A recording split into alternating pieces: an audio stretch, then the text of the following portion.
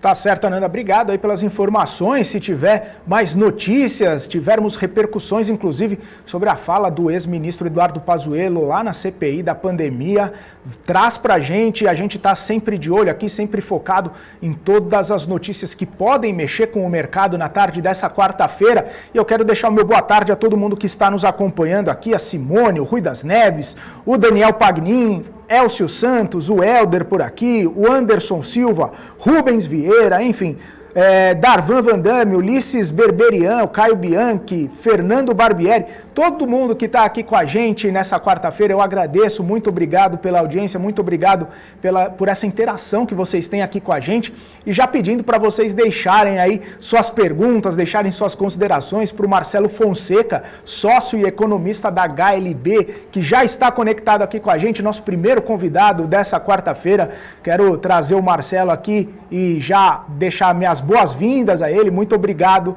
pela participação mais uma vez aqui com a gente, Marcelo. Olá, Felipe, tudo bem? Prazer falar com você, prazer falar com todos que acompanham o canal BMC News. Prazer falar também com a Ananda. Tá tudo ótimo, melhor agora, e o prazer é sempre nosso em recebê-lo aqui. Obrigado aí pelo seu tempo, pela sua disponibilidade. Marcelo, a gente tem visto aí um certo otimismo, né, em relação ao PIB desse ano. O Boletim Focus revisou essa projeção para cima. O IBCBR já tinha sinalizado esse movimento aí na semana passada, mas a gente sabe que essa recuperação se dá aí de forma diferente entre alguns setores, né? Queria saber sua avaliação, quais são os grandes desafios para a retomada do crescimento econômico daqui para frente, quais são as grandes questões ainda que precisam ser equalizadas aí na economia, para a gente poder ver essa retomada na nossa economia. Não, Felipe, com relação ao início da sua colocação, não há dúvida que algumas revisões estão sendo feitas para cima em função até desse super ciclo de commodities, que pelo menos a gente não sabe qual será o prazo desse ciclo, mas ele vai ter um impacto positivo sobre o setor exportador. E isso acaba impactando positivamente a renda e a economia. Então, provavelmente, isso vai estar impactando essas revisões, né? Impactará essas revisões. Então, já está se falando, algumas casas falam em 4% de crescimento do PIB, apesar de que a base é muito baixa, né? Ano passado foi um ano muito difícil. Mas, a despeito dessa situação, ela pode ser que seja temporária, e a gente não sabe exatamente o tempo que ela vai durar. Os desafios permanecem os mesmos de antes da pandemia, né? O Brasil ele precisa recuperar a capacidade de investimento. Não só as empresas voltarem a investir, mas também o setor público recuperar a capacidade de investimento. E quando eu falo em recuperar a capacidade de investimento do setor público, eu falo em áreas que são notadamente relacionadas ao setor público, como saneamento, educação básica, hospitais, enfim.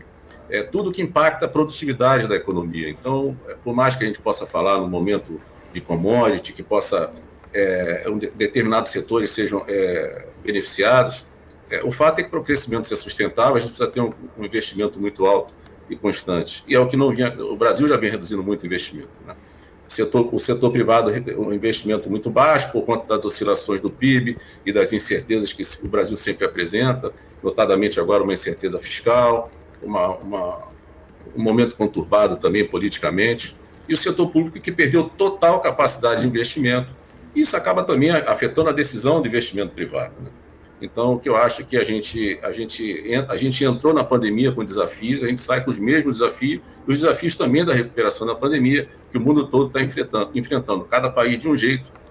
Mas eu vejo que o Brasil ele tem que ir lá atrás e consertar o que não foi feito, né? Repor a infraestrutura, investir, porque nem tudo a gente vai conseguir fazer parceria pública e privada. Então, de certa forma, talvez adiantando aqui o assunto, eu acho que algumas reformas poderão impactar positivamente essa capacidade do setor público de investir e também aumentar o ânimo do setor privado, também aumentar seus investimentos. Tá certo. Ô Marcelo, hoje a gente deu a notícia, inclusive aqui, né, da zona do euro em recessão técnica nesse primeiro trimestre, segunda vez que isso acontece desde o início da pandemia, né? Queria saber como que esse cenário lá fora, né, acaba mexendo com as expectativas e o otimismo por aqui. Porque a gente vê alguns países se dando muito bem, com perspectivas de crescimento, com boas perspectivas para a sua economia, e outros países com esse tipo de situação, né? Recessão técnica, baixo crescimento, até encolhimento. Como que divergência, né? Esses multifatores aí, as questões das economias mundiais acabam impactando aqui no Brasil? Bom, com relação à zona do euro, acho que de certa forma reflete um dinamismo que é diferente na Europa, por exemplo, nos Estados Unidos, alguns países da Ásia, né? São economias que não são tão dinâmicas e que ainda estão enfrentando também um processo de vacinação que não tá muito claro como está o americano, por exemplo, né? E aqui eu estou tirando um pouco a Grã-Bretanha, né? Então, eu acho que a zona do euro ele acaba refletindo já uma falta de dinamismo natural e também a questão da vacinação e a saída da pandemia. E aí nós vamos ter que ver também qual será a capacidade dos países dessa zona do euro de implementar políticas, como, por exemplo, a política americana, de aumentar gasto público para reanimar a economia. É óbvio que isso tem impacto aqui no Brasil, que é respondendo a sua pergunta, com relação ao crescimento mundial, impactará, por exemplo, nossas exportações. Nossas exportações dependem não só de preço de commodities, mas também de crescimento mundial, porque aumenta a demanda por todos os bens que nós exportamos, e também pela capacidade de investimento externo aqui. Não é? Então, assim, não é bom para ninguém que a zona do euro esteja nessa situação, nem para o Brasil, mas também nos outros países. Mas, assim, eu vejo exatamente dessa forma, a zona do euro respondendo exatamente com essa falta de dinamismo que eu vejo, que é uma economia realmente que não tem o dinamismo da economia americana, por exemplo. Então, e eles ainda estão assim, degradando muito com vacinação. É muita diferença entre países de percentual de vacinação. Então, eu acho que lá também vai demorar a arrancar.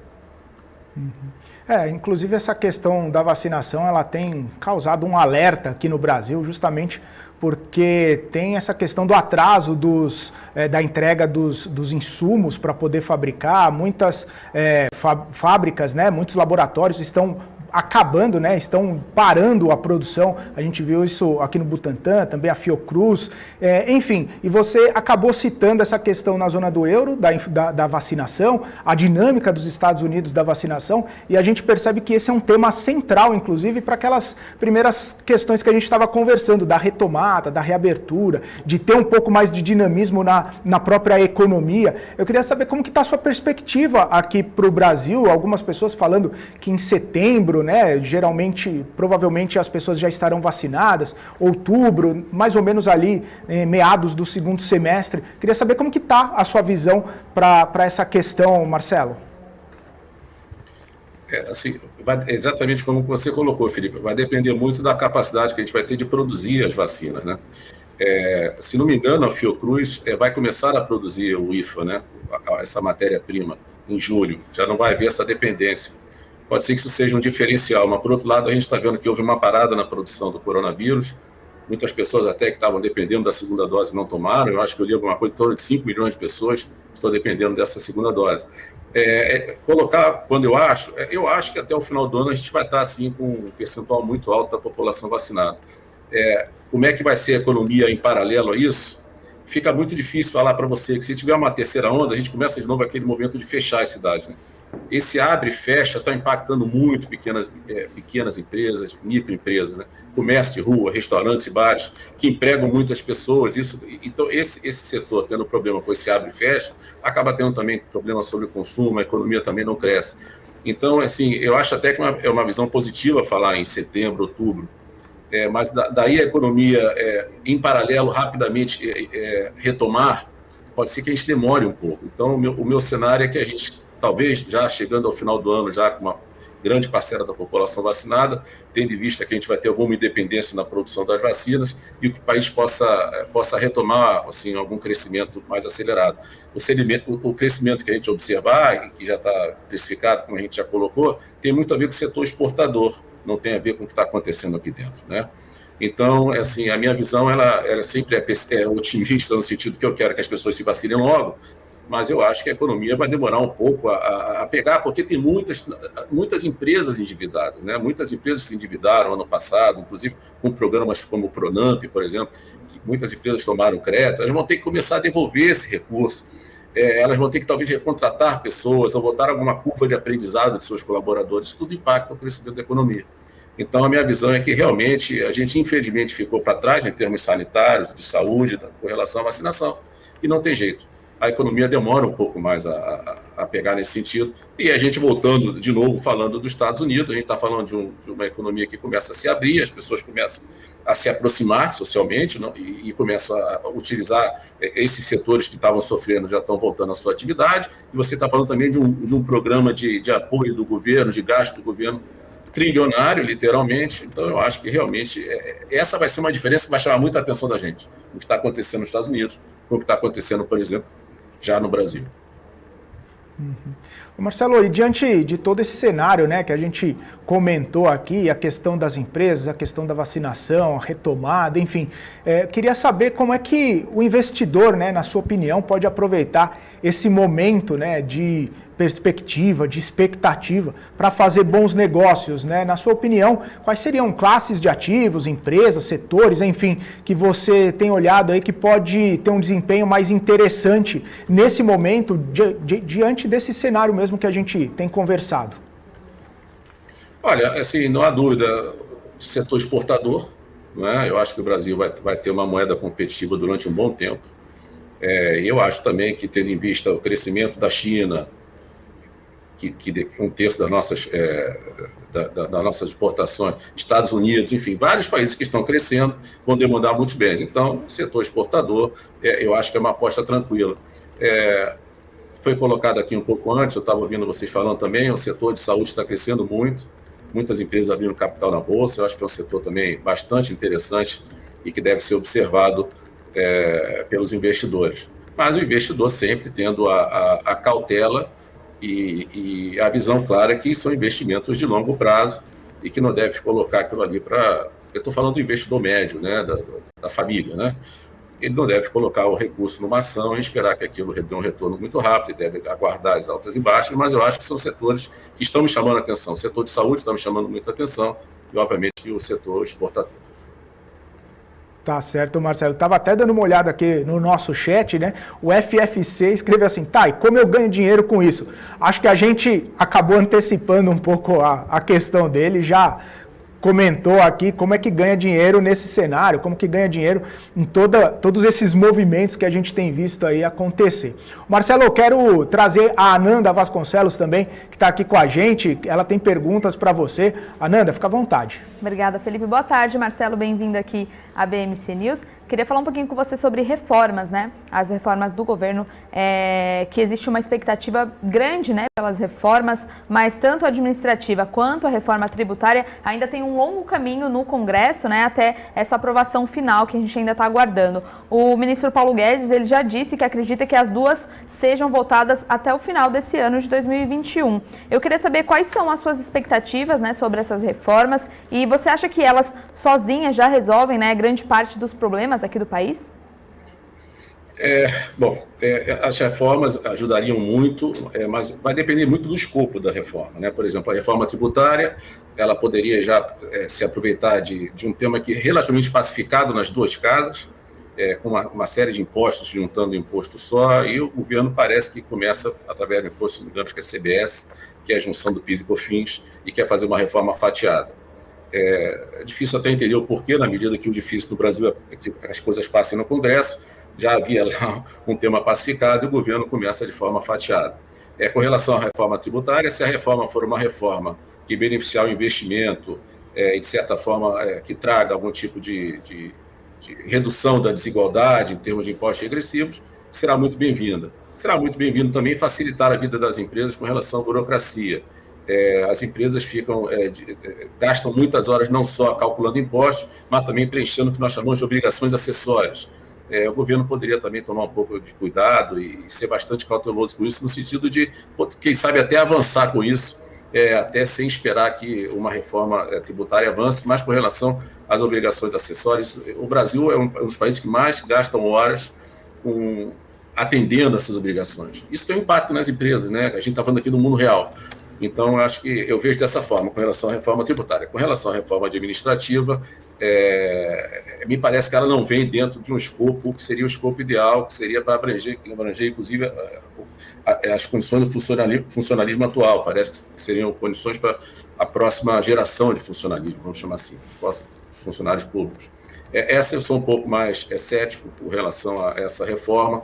Eu acho que dificilmente ela vai vir de um tamanho, de uma forma, e cobrindo setores que realmente oneram as contas do setor público. Essa realmente eu sou um pouco mais cético, mas com relação à reforma tributária, eu acho que a gente vai avançar. Eu espero que a gente avance esse ano que vem, ano de eleição, vai ficar tudo mais difícil, mas eu acho que sim, eu acho que de certa forma isso ajudará o país, não vai resolver todos os problemas do país, mas são reformas importantes que a gente já vem discutindo. Mas, de novo, assim, o que vai resolver o problema do país é o Brasil, de certa forma, a gente, por exemplo, que recursos sobrem, por exemplo, no setor público, mas sejam alocados de forma eficiente. Não adianta também, agora fizemos uma bela reforma aqui, vai ter recurso sobrando, mas se gastar mal, literalmente. Então, o Brasil tem que voltar a investir em escola, educação básica, hospitais, saneamento, transporte. É isso que vai fazer o Brasil crescer. Sem isso, dificilmente a gente vai caminhar, porque esse realmente é o Brasil de verdade. Então, eu vejo exatamente dessa forma. O Brasil tem 2 desafios: fazer a reforma e ser eficiente nos gastos do setor público. Legal, Marcelo. Eu queria falar agora um pouquinho com você sobre termos gerais, né, na questão das reformas, das privatizações e todas as questões da agenda, né, política que vinham sendo discutidas com aquele otimismo, né, desde o início desse governo. Você acredita que ainda existe esse otimismo, né, nessa questão? E o cenário da eleição, né, que já está sendo bastante antecipado, né, nesse ano, para o ano que vem, como que isso mexe com essas questões também? Eu acho que eu não sou muito, na verdade existia um otimismo, como você mesmo falou, na posse com relação a toda uma visão, chama-se liberal, de vender empresas públicas, privatizar, uma agenda liberal, mas é uma agenda que não conseguiu caminhar por, eu acho que, alguma falta de articulação dentro do próprio Ministério da Economia, que ficou um ministério muito pesado, muito grande, juntando muitas secretarias, e eu acho que esse ministério não se articulou bem com o Congresso. Eu acho que realmente, como você colocou muito bem, a eleição que se antecipa, até por conta de uma CPI, que já tem toda também uma visão política, enfim, eu acho que dificulta muito a privatização. Vamos ver agora com a Eletrobras, né, se a gente consegue avançar com essa privatização, mas Correios não aconteceu nada, e muitas outras empresas. O secretário dessa área saiu, dizendo que não conseguiu fazer realmente, e a cada dia que passa fica mais difícil. De novo, assim, a falta de articulação política muito grande dentro do Ministério da Economia, e eu realmente não... Já mudou, que era na posse, e hoje eu acho que o mercado todo já não acredita mais como acreditava antes. Obrigada, Marcelo. Ótima explicação, ótimas respostas. O Felipe também tem perguntas para você. Marcelo, só para a gente se encaminhar aqui para o final da nossa conversa, queria que você deixasse aqui suas considerações finais para os nossos telespectadores, que você, enfim, pudesse passar um pouco da sua visão, o que você projeta para os próximos meses aí, o que você está vendo que possa impactar ou, enfim, acabar tendo algum tipo de influência no mercado, na economia brasileira, por gentileza. Olha, assim, eu vejo com preocupação um momento que a economia que pretende reabrir com esse aumento da taxa de juros do Banco Central para controlar uma inflação que realmente está elevada. Eu vejo isso com muita preocupação, porque era hora da gente começar a ganhar fôlego e arrancar, e nessa arrancada parece que vem outros aumentos de taxa de juros, isso obviamente que vai deprimir a atividade econômica. Eu vejo com preocupação também ainda a questão sanitária, se vai existir uma terceira onda ou não, preocupação pelas pessoas, preocupação obviamente que é secundária na economia, nesse momento passa a ser secundária. Então, para mim, o quadro ainda não está claro, o cenário não está claro. Acho que as pessoas têm que tomar alguns cuidados, sobretudo quando elas forem fazer investimentos, porque a gente não sabe como vai ser a renda no futuro, como será o quadro do emprego. Então, eu deixo só uma mensagem que as famílias especificamente as famílias que começaram a se interessar em Bolsa de Valores, que eu acho ótimo a Bolsa de Valores, eu acho que é um mecanismo fantástico para os investidores e para as empresas se capitalizarem, mas que elas tomem muito cuidado com os recursos que elas coloquem lá, porque a gente não sabe qual vai ser o cenário futuro do emprego. Essa é a mensagem que eu gostaria de deixar aqui. Tá certo, então, Marcelo, obrigado, viu? Mais uma vez pela sua participação aqui com a gente, sempre muito bem-vindo, esse nosso bate-papo muito bom, muito esclarecedor. Então, um abraço, até uma próxima. Olha, eu que agradeço mais uma vez a oportunidade, um abraço para você, Felipe, para a Ananda também, para todos que nos acompanharam. Valeu, tchau, tchau. Gente, agora...